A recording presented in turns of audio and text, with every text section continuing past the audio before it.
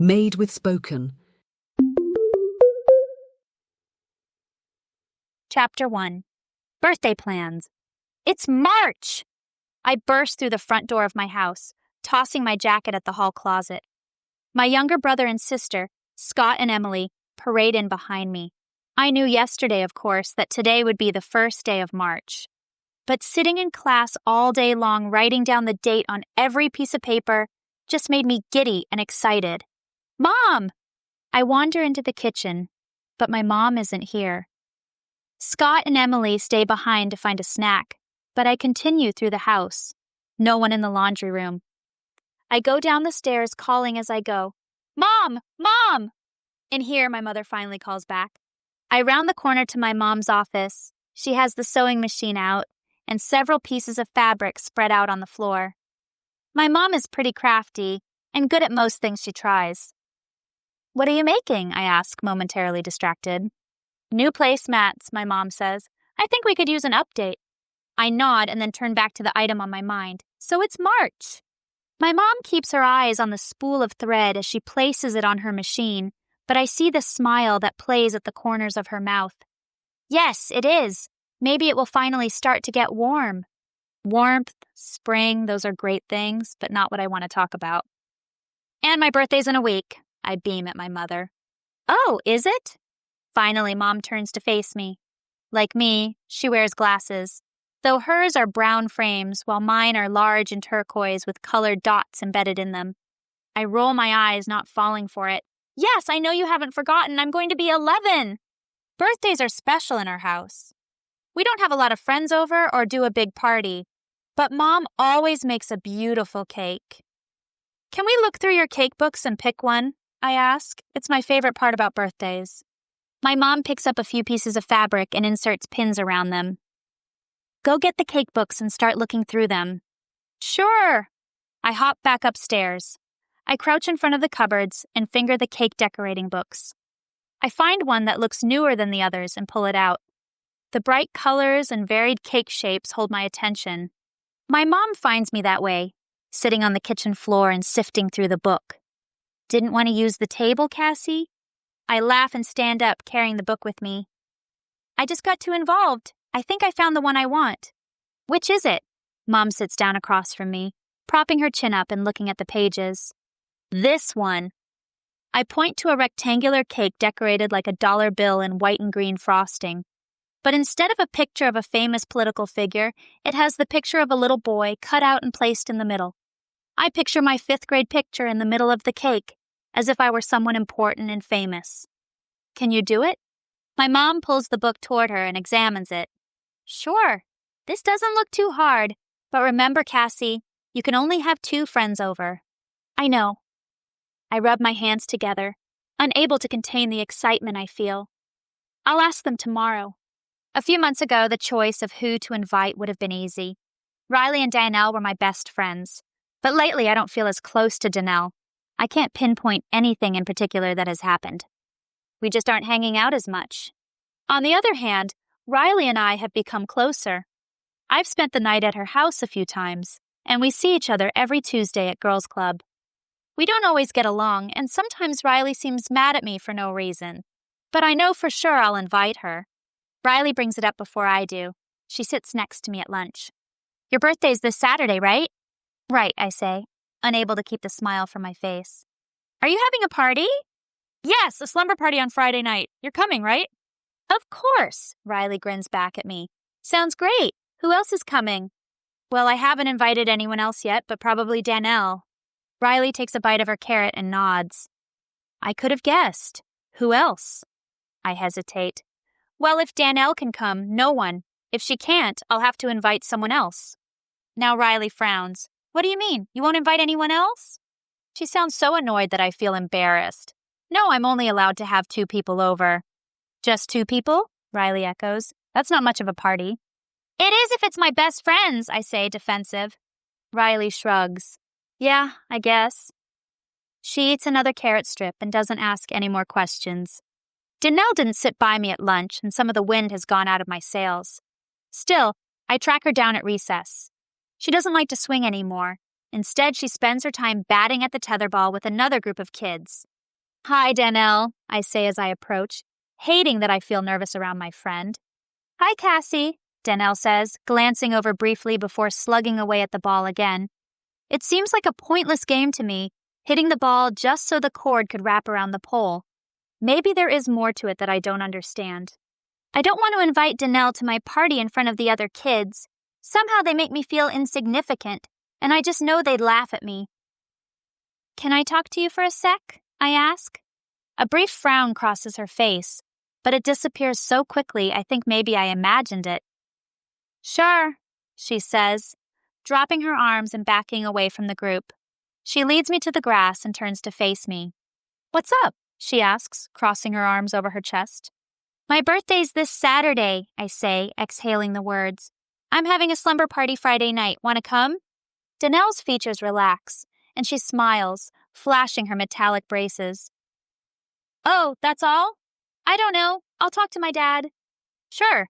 I can't put my finger on it, but something about the response doesn't leave me hopeful. "Thanks for asking." Danielle gives me a wave as she rejoins her tetherball friends. "See you around." I crouch beside Riley's desk before school starts in the morning. "So did you ask your mom about my party?" I ask, breathless from having run all the way from the bus loop. "Yeah, she said it's fine," Riley says, doodling a pretty girl with a heart-shaped face and big hips on her paper. "But she'll be out of town, so my dad will bring me over." "Are you having a party this weekend?" Michaela Reese, the girl who sits next to Riley, asks. "Ooh, fun! Why?" My cheeks burn, embarrassed to have been overheard. "It's my birthday Saturday." Michaela's eyes widen.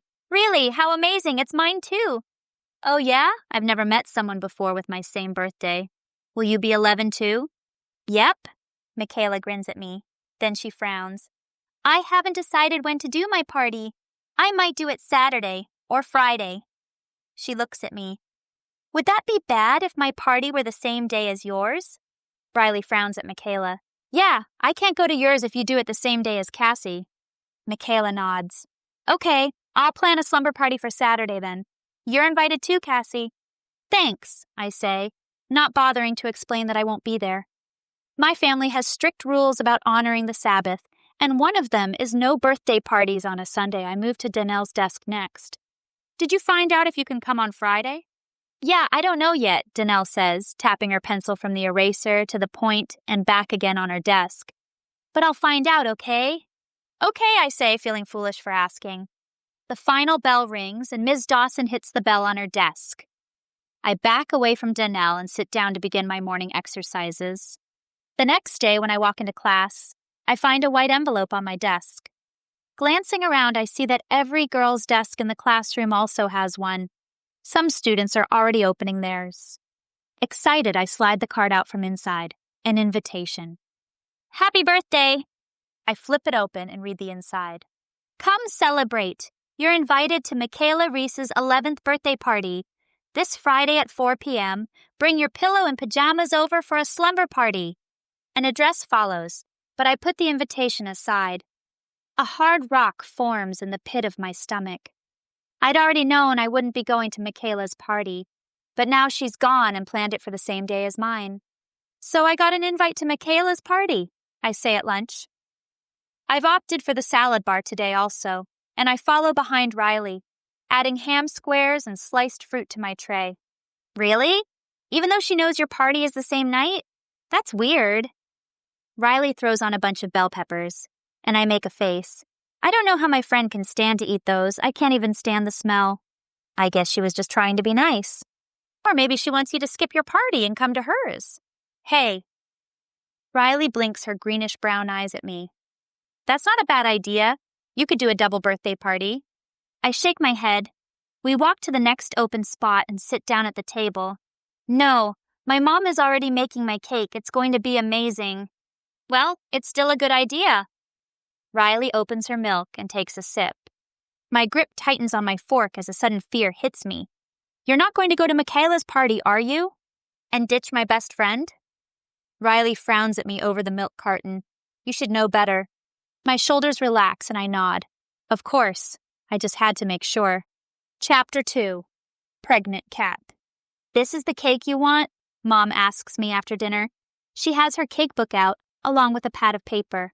I come and lean against her back, looking over her shoulder. "Yes!" She begins making a list of the supplies she will need for it. "What picture do you want in the middle?" "My 5th grade class picture," I say without hesitation. I've already considered other photos, but that one is the best. My mom curled my long brown hair, and I wore a pretty red dress. I think it's one of the best pictures of me. "Perfect. Bring me one and I'll start working on the cake tomorrow." I skip to my room. I pull out the photo album I keep under my bed and find one of my school pictures. Then I return to the kitchen. "Here you go." My mother paper clips it to the list. "Which friends are coming?" I tick them off on my fingers. Riley is for sure. Danelle still doesn't know. "When is Danelle going to give you an answer?" I shrug. "I'll ask her again tomorrow." My mom adds a few more things to her list. "And what flavor cake do you want?" "Strawberry and strawberry ice cream." I rub my hands together. This will be great. "Mom?" Scott comes into the kitchen. He still wears his heavy jacket, and his face is flushed as if he's been outside. "Something's wrong with Baby Blue." Baby Blue is our beautiful Siamese cat. "Is she up in a tree?" I ask. Usually, if there's a problem, that's it. The cat knows how to get up trees, but she is clueless about getting down. "No, she's just sitting in the leaves and won't get up. She meows at me but won't come close." His forehead wrinkles in concern, and for a moment, he looks 30 instead of 6. I think she's hurt. "Well, let's go see." Mom abandons the cake book and follows Scott outside. I come too, more out of curiosity than worry for the cat. Annette and Emily are playing in the yard. They run over and join our group. "What's going on?" Emily asks. "Something's wrong with Baby Blue," I answer. Already my mind is back in the kitchen, wanting to finish planning my birthday party. "Oh no!" Annette cries, her little eyes widening. "I'm sure she's fine," I say. "Don't worry about her." Just as Scott had said, she sits on a bunch of twigs and leaves. She looks up at us as we approach and meows. "What's wrong, baby?" Mom murmurs, running her hand along the cat's spine. She purrs and lifts her rump but doesn't get up. Mom puts her hands under her belly and gently picks her up. "Ah," she says with a smile, "I see what's wrong." "What is it?" Scott leans closer, brows all pinched together. "Is she okay?" "She's pregnant." Mom cuddles the cat to her chest. "Pregnant," I gasp out. "So she's going to have babies?" Scott asks uncertainly. "Puppies," Annette exclaims, clapping her hands. "Kittens," I correct her. I want to clap my hands with my younger sister. How fun that would be. Little tiny cats running around. We need to make a private place for her in the house. Mom walks back around to the front door. "I don't want her having kittens out here. I can hardly wait to tell Riley my cat is pregnant. Maybe she'll have the kittens before the party. What fun that would be." I walk into the classroom and set my backpack down. I turn around and frown. All the girls are crowded around Michaela's desk, giggling and laughing.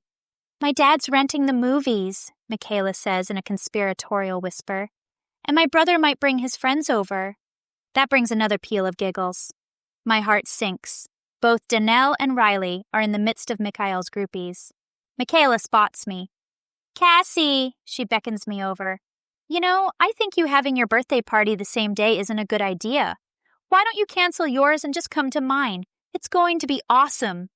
"That was my suggestion too," Riley says. I shake my head, willing myself not to cry. "That's okay. I want to have my own party, and Riley said she's coming." I look at Riley, waiting for her to back me up. "But Riley wants to come to my party," Michaela says. "It's not fair for you to put her in that position." "But she's my best friend," I say. "Well, I have lots of best friends," Riley says. "Michaela's one of them." "Yeah." Michaela slings an arm around Riley's shoulder and grins. "But Riley, you said you'd come to my party," I say, hating that we're having this conversation in the classroom in front of everyone. Yeah, okay," Riley snaps, crossing her arms over her chest. "I haven't forgotten." I look at Danelle, not even expecting a positive response. "Are you coming?" Danelle toys with her earlobe. "I still don't know. I'll have to call you." I nod and go to my desk without another word. I pull out my notebook for morning exercises and begin the work, holding my pencil tightly to stifle the trembling. I take several deep breaths. I can't cry. Not here. I can't let them think it's a big deal. Chapter 3. Invitation. I don't have time to fret over my friends once I get home, though. She's in labor, my mom says. She pulls me over to the couch. Baby Blue has secured herself behind it. Annette is already crouched there, staring into the crevice between the couch and the wall. Your sister's been there for an hour, Mom whispers, giving me a conspiratorial smile. Your cake's in the oven. Help me get it out. Annette will tell us if anything changes with the cat. Okay, I say, my mind returning to my impending party. I help my mom remove the cake from the oven, closing my eyes to breathe in the warm strawberry aroma. So who's coming? Mom asks. She sets the cake on the counter. I know it will cool overnight, and tomorrow my mom will ice it, just in time for the party. If there is a party! I push the thought away, but the dark heaviness in my chest remains. Just Riley, I think. Danelle never gives me an answer. My mom tisks and gives me a sideways glance. You think? Hasn't Riley said yes? Yeah, she did, but... My voice trails off. Then I shake it off. Riley wouldn't let me down. Yeah, she's coming. Mom narrows her eyes. What's going on? I don't want to admit this to her. It makes it sound as if everyone likes Michaela more than me. Maybe they do. Well, Michaela's having a party tomorrow night? She invited Riley. I think Riley wants to go. My mom folds her arms and purses her lips. But Riley knows you can only have 2 people, right? And that she's one of them? Yeah, she knows. I play with the edge of a fraying rag. She'll come. 1 person, then, my mom shrugs. It'll be fun. We'll rent a movie and get some pizza. I smile back, but I know it's weak. Every time I think about my party, my stomach twists and knots. And not the excited kind. Annette lets out a shriek from the living room. You guys, there's a kitten! I run back to the couch, my mom right behind me. Emily and Scott also run over. Baby Blue licks the small black bundle huddled beneath her. The tiny thing throws its head back and lets out a little mew. Oh, I say, it's so cute. Give her space, Mom says, pulling us back. There are more kittens in there. This is a private moment for cats. I go into the dining room and put together my clarinet. I practice for a minute, then go back to check on the cat. Still just 1 black kitten, his face tucked into Baby Blue's belly. I go back to my clarinet, A little while later, Emily comes in.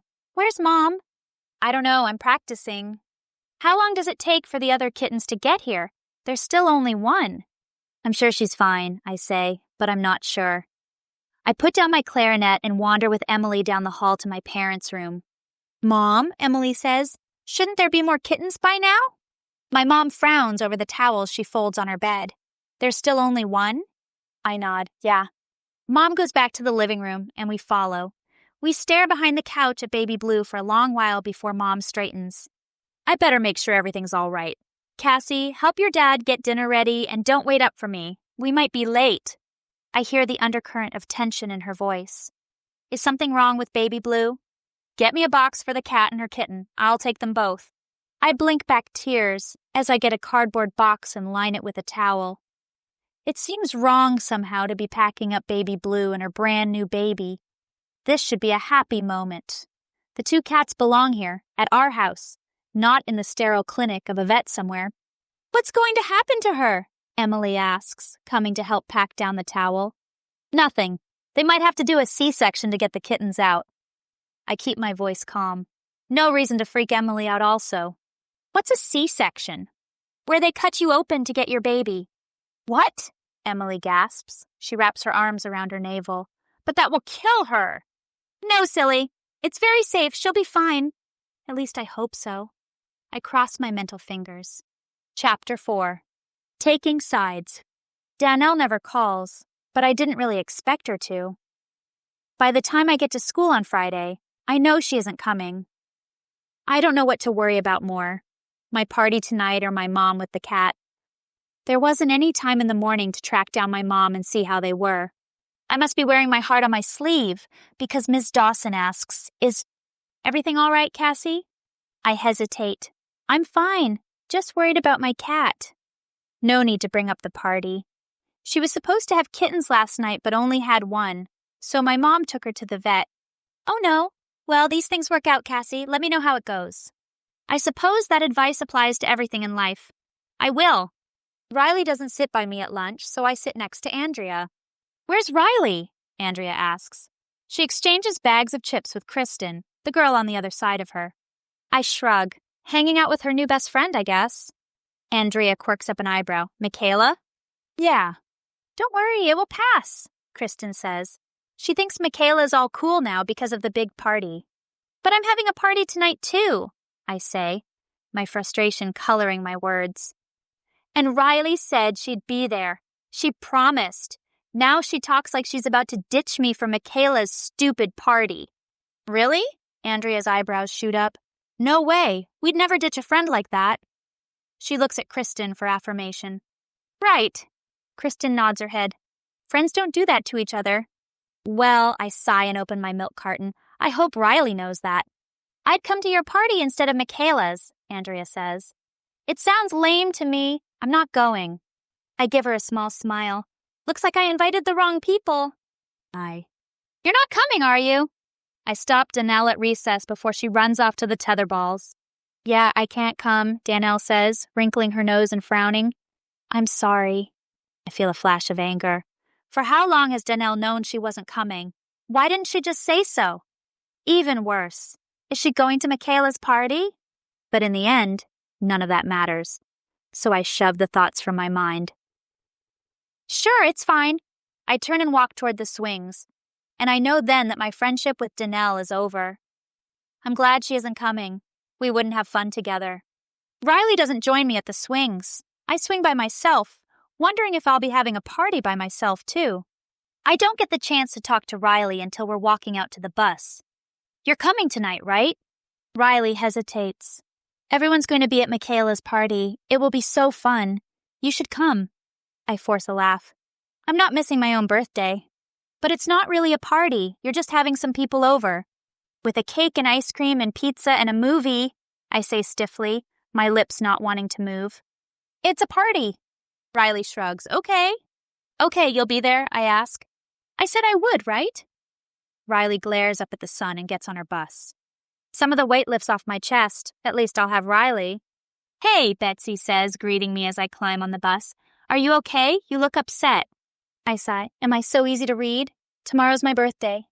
"Happy birthday! Isn't that a happy thing?" "Yeah, except only one person's coming to my party." Betsy's green eyes grow large in surprise. Why? "Because I'm only allowed to have 2 people, and one of them told me today she can't come. So it's just the other one." "Oh, Cassie," Betsy puts an arm around my shoulders and hugs me close. "I'm so sorry." I seize Betsy's hand. "Betsy, I have an idea. You could come." "I'd love to come. You really want me to?" "Yes." I lean back in the seat, blinking back the sudden tears. Riley's less than stellar response and Danelle's attitude are finally getting to me. "You're my friend. It starts at 5 at my house." "I'll ask my mom. I'll try my hardest, okay?" "Yes." I dig a piece of paper from my backpack. "Here's my phone number. Your mom can call my mom, and she'll give you directions and work out all the details. It's a slumber party, so bring your stuff." Betsy puts her hand on my paper. "We don't have a phone, so don't worry about that, and I know where you live." I pull my glasses off and wipe my eyes. I nod. Okay. "There's the birthday girl!" Mom greets me cheerfully as I walk in. She frowns when she sees my face. "What's wrong?" "Nothing." I shake my head, clearing off my emotions. I give a tentative smile. "Everything's great. Can't wait for tonight. Look!" She puts her hands on my shoulders and steers me into the kitchen. "Look at your cake!" She beams down at it. It's the most beautiful cake I've ever seen. Exactly like a dollar bill, only it has the number 11 in the corners. Right smack in the middle is my smiling 5th grade photo. My heart surges with pride for my mother's work. It's amazing. I turn around and hug her. I can't wait for my friends to see it. "This is cool. The cake is fantastic. Your dad's bringing home the pizza. He'll stop and get a movie too. Do you know what you want to watch?" I shake my head. "Just tell him not to get a dumb Western." "Of course. Do you have homework?" You better get it done before Riley gets here. Yeah. I turn to run off, then spin back around. Oh yeah, baby Blue, is she okay? What happened? My mother's expression changes, one eyebrow quirking up and the corner of a lip curving. She's fine. She gestures to the laundry room. I follow her and find baby Blue curled up in the same box, her belly completely shaved with a line of stitches up the center. Her black baby hangs off one nipple, his little paws gripping her exposed flesh as he suckles. And the kittens? I ask, resisting the urge to pick up the cat and check underneath her. My mom shakes her head. There's still only one. My eyes widen. Did the others die? I whisper, horrified. No, the vet felt around and agreed that there had to be more kittens in there, so he cut her open. My mom gestures at the shaved belly. He felt around and said, "Oh yes, there's definitely one more. I can feel the kitten." And then she shakes her head. It wasn't a kitten. She just had a full bladder. A full bladder? I echo. My mom nods and starts to laugh. Baby only had one kitten. Poor cat. We cut the poor thing open for no reason.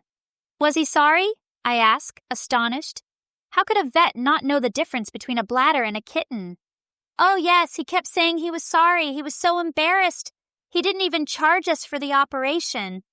Well, I suppose that's good. And the kitten's fine? Mom nods. The kitten's fine. Now go get your homework done before Riley gets here. Chapter 5. No shows. I run off to my room. I work on my school assignments until I hear my dad walk in the door. Daddy, I cry, joining Annette, my youngest sister, in the welcoming committee. There's the birthday girl, Daddy says as I throw my arms around his waist. Here, help bring these pizzas in.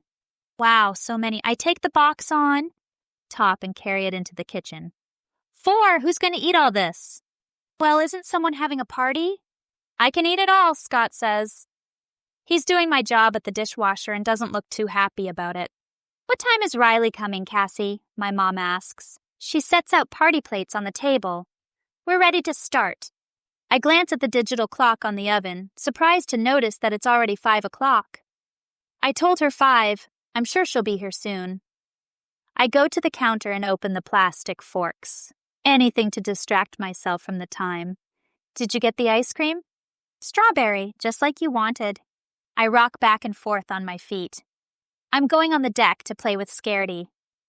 With the warmer weather approaching, my dog has decided he'd rather be outside than inside. Our walks together got longer and longer until I gave up and just let him spend his time outside. Sure, my mom says. If you see Riley's dad's truck coming up the road, come back in. I will. Scaredy happily crawls into my lap, his tail thumping against my thigh. I pet his head, but my mind isn't on my dog. I intend to stay outside until Riley arrives, but the time seems to be moving awfully slowly. Standing up, I go back inside. No one yet? I ask, even though I know no cars have driven up. I look at the oven time, 5:15. Why don't you call her? My mom suggests. Find out where she is, what time she'll get here. I don't want to. A sick pit forms in my stomach, but I can't just walk away and forget I'm having a party. I pick up the phone and dial Riley's number. Hello? Mr. Isabel's gruff voice comes over the line. Hi, Mr. Isabel, I say. It's Cassie. Hi there, Cassie, he says, his tone warming. Riley's not here. Well, where is she? I ask. I just dropped her off at Michaela Reese's party about 15 minutes ago. Surprised you're not there. She said everyone's going. Tonight's my birthday party, too, I say. My ears are ringing and my voice doesn't sound right. She said she was coming here. Silence reigns on the phone. Well, I'm really sorry about that, Cassie, Mr. Isabel says finally. She didn't tell me about that. I blink and hot tears spill down my cheeks. Okay, I whisper. Bye. I hang up and then I can't keep back the sobs. She's not coming. She went to Michaela's party. Oh, honey. Mom goes around the counter and wraps her arms around me. I bawl into her shoulder. The beautiful cake behind her catches my eye, and it just makes me cry harder. None of my friends will even see it. Chapter 6. To the rescue. Mom pulls away first, holding me out at arm's length and steadying me. Is there anyone else you can think of that might be able to come? Someone you can call right now? I remember my conversation at lunch. Maybe Andrea. She said she wasn't going to Michaela's party. Call her. Right now. We'll go get her. I run to my room and find my address book under the bed. I thumb through it, landing on Andrea's name and phone number. I exhale, pleased with myself for at least collecting names and numbers when I'd moved in. I run back to the kitchen. I have her number here. My mom stays close by, offering moral support while I call. Hello, a woman's voice answers. Hi, is Andrea there? I ask, timid. Sure, hold on a moment. The voice changes and Andrea says, Hello? Andrea, it's Cassie. Do you want to come to my party? Right now? Yes, Riley didn't come. She went to Michaela's party. It's just me. Tears fill my eyes again, choking my words. Let me ask my mom, okay? I can hear Andrea's end of the muffled conversation. It's her birthday party, but no one showed up.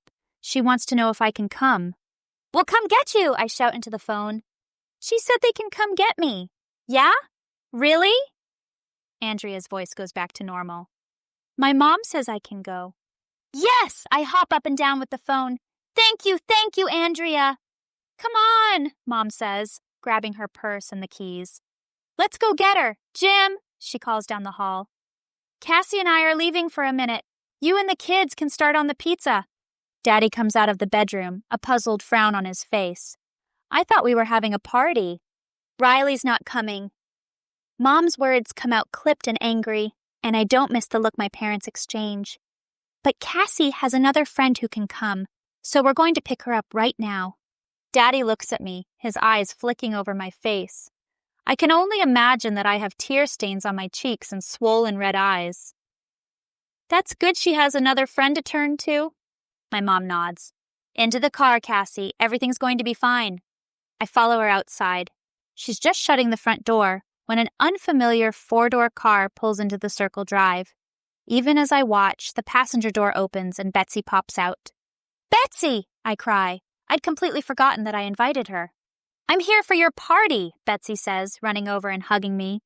Betsy's mom gets out of the car, shoving her hands into jacket pockets.